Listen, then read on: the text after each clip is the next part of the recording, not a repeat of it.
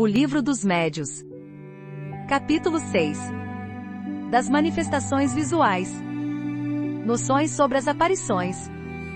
Ensaio teórico sobre as aparições. Espíritos glóbulos. Teoria da alucinação. Noções sobre as aparições. 100. De todas as manifestações espíritas, as mais interessantes, sem contestação possível, são aquelas por meio das quais os espíritos se tornam visíveis. Pela explicação deste fenômeno se verá que ele não é mais sobrenatural do que os outros. Vamos apresentar primeiramente as respostas que os espíritos deram acerca do assunto. Primeira. Podem os espíritos tornar-se visíveis? Podem, sobretudo, durante o sono. Entretanto, algumas pessoas os veem quando acordadas, porém, isso é mais raro. Nota: enquanto o corpo repousa, o espírito se desprende dos laços materiais, fica mais livre e pode mais facilmente ver os outros espíritos, entrando com eles em comunicação. O sonho não é senão a recordação desse estado. Quando de nada nos lembramos, disse que não sonhamos, mas, nem por isso a alma deixou de ver e de gozar da sua liberdade. Aqui nos ocupamos especialmente com as aparições no estado de vigília. Segunda. Pertencem mais a uma categoria do que a outra os espíritos que se manifestam fazendo-se visíveis? Não, podem pertencer a todas as classes, assim as mais elevadas, como as mais inferiores. Terceira. A todos os espíritos é dado manifestarem-se visivelmente? Todos o podem, mas nem sempre têm permissão para fazê-lo, ou o querem. Quarta. Que fim objetivam os espíritos que se manifestam visivelmente? Isso depende, de acordo com as suas naturezas, o fim pode ser bom ou mau. Quinta. Como lhes pode ser permitido manifestar-se, quando para mau fim? Nesse caso é para experimentar-os a quem eles aparecem. Pode ser má a intenção do espírito e bom o resultado. Sexta. Qual pode ser o fim que tem em vista o espírito que se torna visível com má intenção? Amedrontar e muitas vezes vingar-se. Que visam os que vêm com boa intenção? Consolar as pessoas que deles guardam saudades, provar-lhes que existem e estão perto delas, dar conselhos e, algumas vezes, pedir para si mesmos assistência. Sétima. Que inconveniente haveria em ser permanente e geral entre os homens a possibilidade de verem os espíritos? Não seria esse um meio de tirar a dúvida aos mais incrédulos? Estando o homem constantemente cercado de espíritos, o vê-los a todos os instantes o perturbaria, embaraçar-lhe-ia os atos e tirar-lhe-ia a iniciativa na maioria dos casos, ao passo que, julgando-se só, ele age mais livremente. Quanto aos incrédulos, de muitos meios dispõem para se convencerem, se desses meios quiserem aproveitar-se e não estiverem cegos pelo orgulho. Sabes muito bem existirem pessoas que hão visto e que nem por isso creem, pois dizem que são ilusões. Com esses não te preocupes, deles se encarrega Deus. Nota: tantos inconvenientes haveria em vermos constantemente os espíritos, como em vermos o ar que nos cerca e as miríades de animais microscópicos que sobre nós e em torno de nós pululam, donde devemos concluir que o que Deus faz é bem feito e que Ele sabe melhor do que nós o que nos convém. Oitava. Uma vez que é inconveniente em vermos os espíritos, porque em certos casos, é isso permitido? Para dar ao homem uma prova de que nem tudo morre com o corpo, que a alma conserva sua individualidade após a morte. A visão passageira basta para essa prova e para testar a presença de amigos ao vosso lado e não oferece os inconvenientes da visão constante. Nona. Nos mundos mais adiantados que o nosso, os espíritos são vistos com mais frequência do que entre nós? Quanto mais o homem se aproxima da natureza espiritual, tanto mais facilmente se põe em comunicação com. A grosseria do vosso envoltório é que dificulta e torna rara a percepção dos seres etéreos. Décima. Será racional assustarmo-nos com a aparição de um espírito? Quem refletir deverá compreender que um espírito, qualquer que seja, é menos perigoso do que um vivo. Demais, podendo os espíritos, como podem, ir a toda parte, não se faz preciso que uma pessoa os veja para saber que alguns estão a seu lado. O espírito que queira causar dano pode fazê-lo, e até com mais segurança, sem se dar a ver.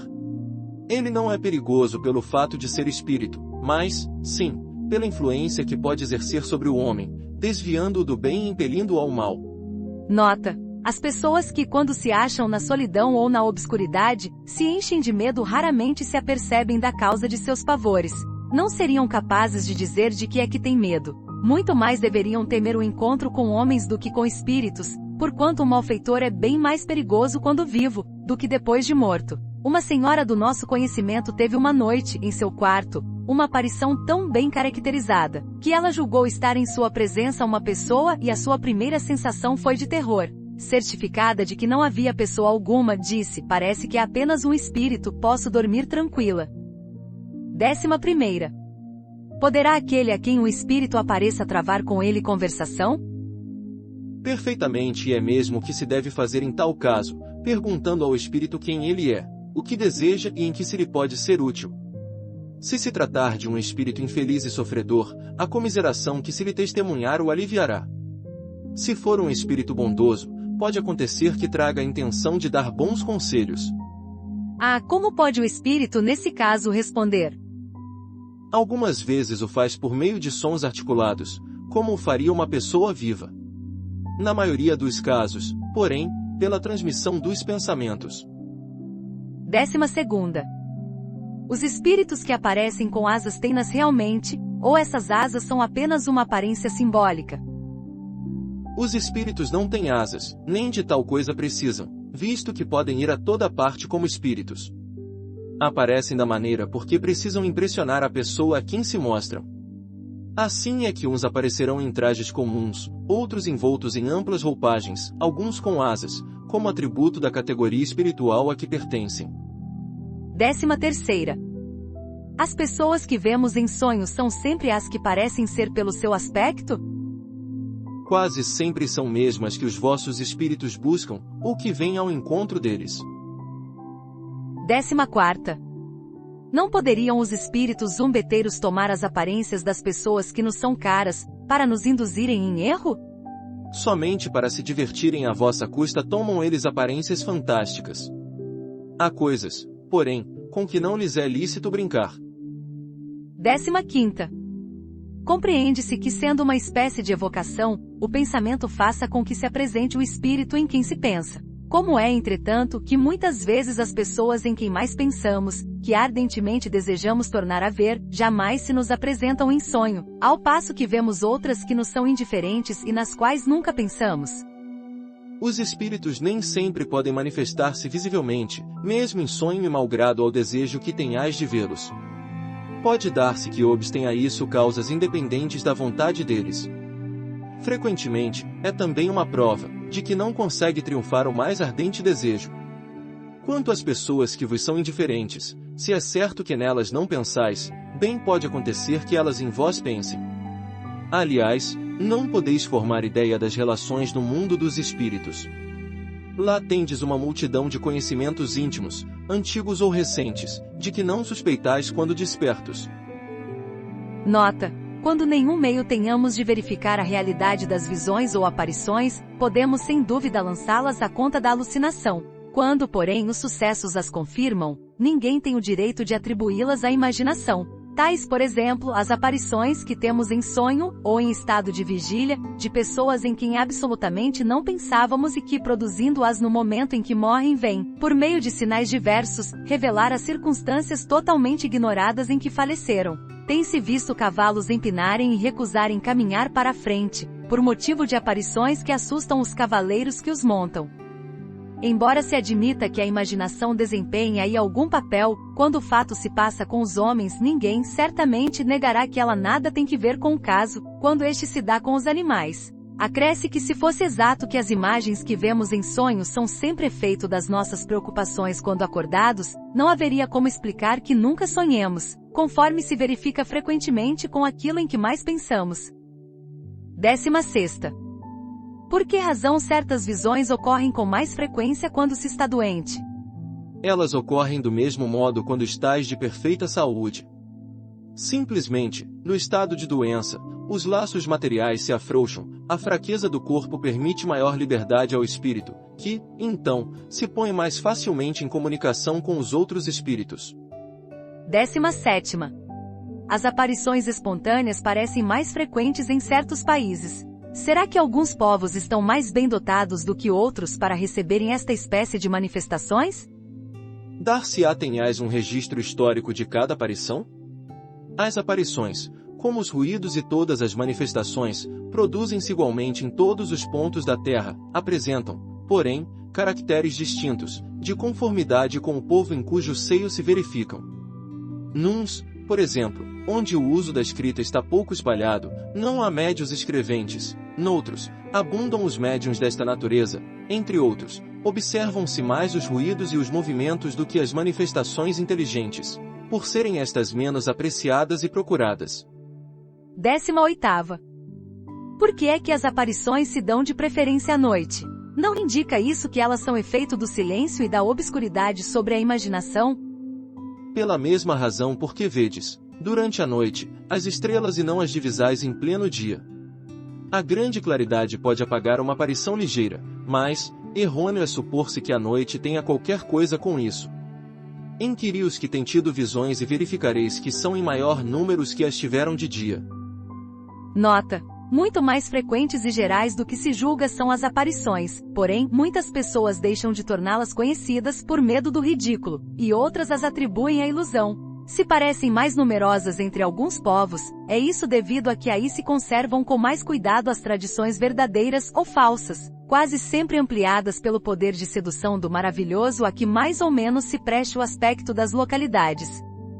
A credulidade então faz que se vejam efeitos sobrenaturais nos mais vulgares fenômenos: o silêncio da solidão, o escarpamento das quebradas, o mugido da floresta, as rajadas da tempestade, o eco das montanhas, a forma fantástica das nuvens, as sombras, as miragens. Tudo enfim se presta à ilusão, para imaginações simples e ingênuas, que de boa fé narram o que viram ou julgaram ver. Porém, ao lado da ficção, há a realidade. O estudo sério do espiritismo leva precisamente o homem a se desembaraçar de todas as superstições ridículas. 19ª. A visão dos espíritos se produz no estado normal, ou só estando vidente no estado estático? Pode produzir-se achando-se este em condições perfeitamente normais. Entretanto, as pessoas que os veem se encontram muito a miúde num estado próximo do de êxtase, estado que lhes faculta uma espécie de dupla vista. O Livro dos Espíritos, número 447. 20ª. Os que veem os espíritos veem-nos com os olhos. Assim o julgam, mas, na realidade, é a alma quem vê e o que o prova é que os podem ver com os olhos fechados. 21ª. Como pode o espírito fazer-se visível? O princípio é o mesmo de todas as manifestações, reside nas propriedades do perispírito, que pode sofrer diversas modificações, ao sabor do espírito. 22ª. Pode o espírito propriamente dito fazer-se visível, ou só o pode com o auxílio do perispírito? No estado material em que vos achais, só com o auxílio de seus invólucros semimateriais podem os espíritos manifestar-se. Esse invólucro é o intermediário por meio do qual eles atuam sobre os vossos sentidos. Sob esse envoltório é que aparecem, às vezes, com uma forma humana, ou com outra qualquer, seja nos sonhos, seja no estado de vigília, assim em plena luz, como na obscuridade. 23ª. Poder-se-á dizer que é pela condensação do fluido do perispírito que o espírito se torna visível? Condensação não é o termo. Essa palavra apenas pode ser usada para estabelecer uma comparação, que vos faculte compreender o fenômeno, porquanto não há realmente condensação. Pela combinação dos fluidos, o perispírito toma uma disposição especial, sem analogia para vós outros, disposição que o torna perceptível. 24ª. Os espíritos que aparecem são sempre inapreensíveis e imperceptíveis ao tato? Em seu estado normal, são inapreensíveis, como num sonho. Entretanto, podem tornar-se capazes de produzir impressão ao tato, de deixar vestígios de sua presença e até, em certos casos, de tornar-se momentaneamente tangíveis, o que prova haver matéria entre vós e eles. 25ª. Toda gente tem aptidão para ver os espíritos? Durante o sono, todos têm, em estado de vigília, não. Durante o sono, a alma vê-se em intermediário, no estado de vigília, acha-se sempre mais ou menos influenciada pelos órgãos. Daí vem não serem totalmente idênticas as condições nos dois casos. 26ª. De que depende para o homem a faculdade de ver os espíritos em estado de vigília? Depende da organização física. Reside na maior ou menor facilidade que tem o fluido do vidente para se combinar com o do espírito. Assim, não basta que o espírito queira mostrar-se, é preciso também que encontre a necessária aptidão na pessoa a quem deseje fazer-se visível. Pode essa faculdade desenvolver-se pelo exercício? Pode, como todas as outras faculdades, mas pertence ao número daquelas com relação às quais é melhor que se espere o desenvolvimento natural, do que provocá-lo, para não sobrecitar a imaginação. Há de ver os espíritos, em geral e permanentemente, constitui uma faculdade excepcional e não está nas condições normais do homem. 27ª. Pode-se provocar a aparição dos espíritos? Isso algumas vezes é possível, porém, muito raramente. A aparição é quase sempre espontânea. Para que alguém veja os espíritos, precisa ser dotado de uma faculdade especial. 28ª. Podem os espíritos tornar-se visíveis sob outra aparência que não a da forma humana? A humana é a forma normal. O espírito pode variar-lhe a aparência, mas sempre com um tipo humano. A humana é a forma normal. O espírito pode variar-lhe a aparência, mas sempre com o tipo humano. Não podem manifestar-se sob a forma de chama? Podem produzir chamas, clarões, como todos os outros efeitos, para testar sua presença, mas não são os próprios espíritos que assim aparecem. A chama não passa muitas vezes de uma miragem, ou de uma emanação do perispírito. Em todo caso, nunca é mais do que uma parcela deste. O perispírito não se mostra integralmente nas visões. 29ª. Que se deve pensar da crença que atribui os fogos fatos à presença de almas ou espíritos? Superstição produzida pela ignorância. Bem conhecida é a causa física dos fogos fatos. A chama azul que, segundo dizem, apareceu sobre a cabeça de Sérvio Túlio quando menino, é uma fábula, ou foi real? Era real e produzida por um espírito familiar, que desse modo dava um aviso à mãe do menino. Médium vidente, essa mãe percebeu uma irradiação do espírito protetor de seu filho. Assim como os médiuns escreventes não escrevem todos a mesma coisa, também, nos médiuns videntes, não é em todos do mesmo grau a vidência. Ao passo que aquela mãe viu apenas uma chama, outro médium teria podido ver o próprio corpo do espírito. 30ª. Poderiam os espíritos apresentar-se sob a forma de animais? Isso pode dar-se, mas somente espíritos muito inferiores tomam essas aparências. Em caso algum, porém, será mais do que uma aparência momentânea. Fora absurdo acreditar-se que um qualquer animal verdadeiro pudesse ser a encarnação de um espírito. Os animais são sempre animais e nada mais do que isto. Nota: somente a superstição pode fazer crer que certos animais são animados por espíritos. É preciso uma imaginação muito complacente, ou muito impressionada para ver qualquer coisa de sobrenatural nas circunstâncias um pouco extravagantes em que eles algumas vezes se apresentam. O medo faz que a miúde se veja o que não existe. Mas não só no medo tem sua origem essa ideia. Conhecemos uma senhora, muito inteligente aliás, que consagrava desmedida afeição a um gato preto, porque acreditava ser ele de natureza sobreanimal. Entretanto, essa senhora jamais ouvirá falar do espiritismo. Se o houvesse conhecido, ele lhe teria feito compreender o ridículo da causa de sua predileção pelo animal, provando-lhe a impossibilidade de tal metamorfose.